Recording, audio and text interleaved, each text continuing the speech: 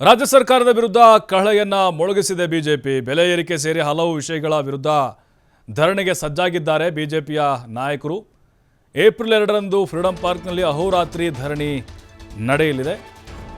ರಾಜ್ಯ ಸರ್ಕಾರದ ವಿರುದ್ಧ ಬಿಜೆಪಿ ಹೋರಾಟದ ಕಹಳೆಯನ್ನ ಮೊಳಗಿಸಿದೆ. ಬೆಲೆ ಏರಿಕೆ ಸೇರಿ ಹಲವು ವಿಚಾರ ಇಟ್ಕೊಂಡು ಧರಣಿ ಮಾಡಲಿಕ್ಕೆ ತಯಾರಾಗಿದ್ದಾರೆ. ಫ್ರೀಡಂ ಪಾರ್ಕ್ನಲ್ಲಿರುತ್ತೆ ದೊಡ್ಡ ಮಟ್ಟದ ಹೋರಾಟ ಇದು ಸರ್ಕಾರದ ವಿರುದ್ಧ. ಸುದ್ದಿಗೋಷ್ಠಿ ನಡೆಸಿ ಬಿಜೆಪಿ ರಾಜ್ಯಾಧ್ಯಕ್ಷ ವಿಜೇಂದ್ರ ಇದರ ಕುರಿತಾಗಿ ಮಾಹಿತಿಯನ್ನು ಕೊಟ್ಟಿದ್ದಾರೆ. ಕಾಂಗ್ರೆಸ್ ಅಧಿಕಾರಕ್ಕೆ ಬಂದ ಮೇಲೆ ನಿರಂತರವಾಗಿ ಬೆಲೆ ಏರಿಕೆ ಆಗ್ತಾ ಇದೆ. ಹಾಲಿನ ದರ ಏರಿಕೆ 4 ರೂಪಾಯಿ ಆಯಿತು, ಮೆಟ್ರೋ ಆಯಿತು, KSRTC ಆಯಿತು, ಕರೆಂಟು, ಹಲವು ವಸ್ತುಗಳ ಬೆಲೆ ಕೂಡ ಏರಿಕೆಯಾಗಿದೆ. ದೇಶದಲ್ಲೇ ದುಬಾರಿ ಜೀವನ ನಡೆಸುವಂತಹ ದುಸ್ಥಿತಿಯನ್ನು ನಿರ್ಮಾಣ ಮಾಡಿದೆ ಕಾಂಗ್ರೆಸ್ ಸರ್ಕಾರ. ಸೇವಿಸುವ ಗಾಳಿಯನ್ನು ಬಿಟ್ಟರೆ ಎಲ್ಲದನ್ನು ಕೂಡ ಬೆಲೆ ಏರಿಕೆ ಮಾಡ್ತಾ ಇದೆ. ಏಪ್ರಿಲ್ 1ರಿಂದ ವಿದ್ಯುತ್ ದರ ಪ್ರತಿ ಯೂನಿಟ್ಗೆ 36 ಪೈಸೆ ಜಾಸ್ತಿ ಮಾಡಿದ್ದಾರೆ. ಜನಸಾಮಾನ್ಯರು ಪರದಾಡ್ತಿದ್ದಾರೆ. ನಾವು ಅವರ ಪರವಾಗಿ ಹೋರಾಟವನ್ನು ಮಾಡ್ತೀವಿ, ಸರ್ಕಾರಕ್ಕೆ ಪಾಠವನ್ನು ಕಲಿಸ್ತೀವಿ ಅಂತ ಬಿಜೆಪಿ ರಾಜ್ಯಾಧ್ಯಕ್ಷ BY ವಿಜೇಂದ್ರ ಹೇಳಿದ್ದಾರೆ. ಯಾಕಂದರೆ ಈಗ ಸರ್ಕಾರದ ವೈಫಲ್ಯಗಳು ಮತ್ತು ಈ ಬೆಲೆ ಏರಿಕೆಗಳೇನಿದ್ದಾವೆ ಅದರ ವಿರುದ್ಧ ಹೋರಾಟವನ್ನು ಮಾಡಲಿಕ್ಕೆ, ಸಂಘಟಿಸಲಿಕ್ಕೆ ಬಿಜೆಪಿ ಈಗ ತಯಾರಾಗಿ ನಿಂತಿದೆ. ಎಲ್ಲ ರೀತಿಯ ಹೋರಾಟಕ್ಕೂ ಕೂಡ ಅಣಿಯಾಗಿದೆ. ಫ್ರೀಡಂ ಪಾರ್ಕ್ನಲ್ಲಿ ಏಪ್ರಿಲ್ 2ಕ್ಕೆ ಧರಣಿಯನ್ನು ನಡೆಸ್ತಾರೆ ಬಿಜೆಪಿಯ ನಾಯಕರು.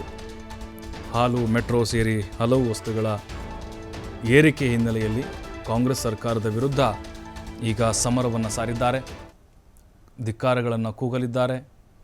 ಜೊತೆಗೆ ಜನಸಾಮಾನ್ಯರ ಆ ಒಂದು ಕಷ್ಟಗಳು, ನೋವೇನಿದೆ ಅವರ ಧ್ವನಿಯನ್ನು ಅಲ್ಲಿ ಸರ್ಕಾರಕ್ಕೆ ಮುಟ್ಟಿಸಲಿದ್ದಾರೆ. ಅಂದರೆ ಕಾಂಗ್ರೆಸ್ ಸರ್ಕಾರ ಅಧಿಕಾರಕ್ಕೆ ಬಂದ ಮೇಲೆ ಏನೆಲ್ಲ ಬದಲಾವಣೆಗಳಾಗಿದೆ ಬೆಲೆಗಳಲ್ಲಿ ಅನ್ನೋದನ್ನು ಹೇಳಲಿದ್ದಾರೆ. ಬೆಲೆ ಏರಿಕೆ ಅಂತಕ್ಕಂಥದ್ದು ನಿರಂತರವಾಗಿ ನಡೀತಾ ಇದೆ. ಪೆಟ್ರೋಲ್ ಇರ್ಬೋದು, ಪೆಟ್ರೋಲ್ ಡೀಸೆಲ್ ಇರ್ಬೋದು, ಸ್ಟ್ಯಾಂಪ್ ಡ್ಯೂಟಿ ಇರ್ಬೋದು, ಹಾಲಿನ ದರ ಇರ್ಬೋದು, ಮೆಟ್ರೋ ದರ, ಅಂದರೆ ಸಾಮಾನ್ಯ ಜನರಿಗೆ ಬರೆ ಎಳೀತಕ್ಕಂಥ ಕೆಲಸವನ್ನು ಸಿದ್ದರಾಮಯ್ಯ ನೇತೃತ್ವದ ಕಾಂಗ್ರೆಸ್ ಸರ್ಕಾರ ಮಾಡ್ಕೊಂಡು ಬರ್ತಾ ಇದೆ. ಇದರ ಪರಿಣಾಮ ಏನಪ್ಪ ಅಂತ ಹೇಳಿದ್ರೆ, ಬಹುಶಃ ಭಾರತ ದೇಶದಲ್ಲೇ ಅತ್ಯಂತ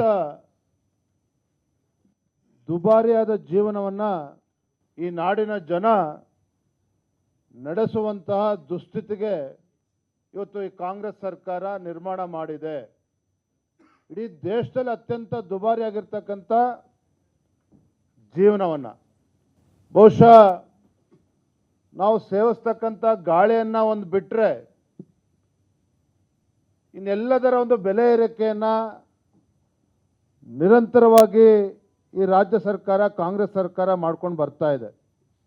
ಯಾವ ಮತದಾರರು ಕಾಂಗ್ರೆಸ್ ಪಕ್ಷಕ್ಕೆ ಆಶೀರ್ವಾದ ಮಾಡಿ ಅಧಿಕಾರಕ್ಕೆ ತಂದಿದ್ದಾರೆ, ಆ ಮತದಾರರಿಗೆ ವರದಾನ ಆಗೋ ಬದಲು ಒಂದು ರೀತಿ ಸರ್ಕಾರ ಶಾಪಗ್ರಸ್ತ ಆಗಿದೆ ಅನ್ನೋದನ್ನು ಈ ಸಂದರ್ಭದಲ್ಲಿ ನಾನು ಹೇಳೋದಕ್ಕೆ ಇಚ್ಛಪಡ್ತೇನೆ. ಈಗಾಗಲೇ ವಿದ್ಯುತ್ ದರ ಪ್ರತಿ ಯೂನಿಟ್ಗೆ ಏಪ್ರಿಲ್ 1ನೇ ತಾರೀಕಿಂದ ಪ್ರತಿ ಯೂನಿಟ್ಗೆ 36 ಪೈಸೆ ಈಗಾಗಲೇ ಜಾರಿ ಮಾಡಿದ್ದಾರೆ. ಹಾಲಿನ ದರ 3 ಬಾರಿ ಏರಿಕೆನ ಮಾಡಿದ್ದಾರೆ. ಆಗಸ್ಟ್ 1, 2023ರಲ್ಲಿ 3 ರೂಪಾಯಿ ಜಾಸ್ತಿ ಮಾಡಿದರೆ, ಜೂನ್ 25, 20, 24ರಲ್ಲಿ 2 ರೂಪಾಯಿ ಜಾಸ್ತಿ ಮಾಡಿದರು. ಈಗ ಮತ್ತೆ 4 ರೂಪಾಯಿ ಜಾಸ್ತಿ ಮಾಡಿದ್ದಾರೆ. ಪಾಪ ಬಡವರು ಏನು ಸರ್ಕಾರಿ ಆಸ್ಪತ್ರೆಗಳಿಗೆ ಹೋಗ್ತಾರೆ ಚಿಕಿತ್ಸೆಗೋಸ್ಕರ, ವಿಶೇಷವಾಗಿ ಗ್ರಾಮೀಣ ಭಾಗದಲ್ಲಿ, ಅಲ್ಲೂ ಕೂಡ ವೈದ್ಯಕೀಯ ವೆಚ್ಚ ಹೆಚ್ಚಾಗ್ತಾ ಇರ್ತಕ್ಕಂಥದ್ದು ಕೂಡ ತಾವೆಲ್ಲರೂ ಕೂಡ ಗಮನಿಸಬೇಕು. ವಿಶೇಷವಾಗಿ ಗ್ರಾಮೀಣ ಭಾಗದಲ್ಲಿ ಇವತ್ತೇನೋ ಸರ್ಕಾರಿ